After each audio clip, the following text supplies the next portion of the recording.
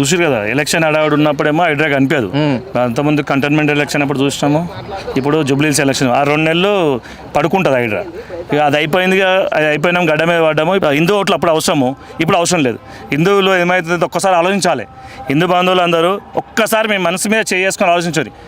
ఇట్లాంటి ఇతర మతస్థులకు ఒకటే మతానికి కొమ్ము కాసే ప్రభుత్వం మనకు అవసరమా?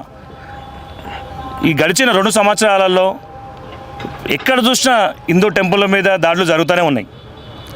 చూసుకుంటే మన పెద్దమ్మ టెంపుల్ జూబ్లీహిల్స్, అంతకుముందు చిత్తారమ్మ టెంపుల్, అట్లా మీకు ఈ గడిచిన 2 సంవత్సరాలు చాలా ఎక్కడ పోయినా టెంపుల్ ల్యాండ్స్ మీద, టెంపుల్ సంబంధించిన విగ్రహాల మీద అవే కనిపిస్తున్నాయి.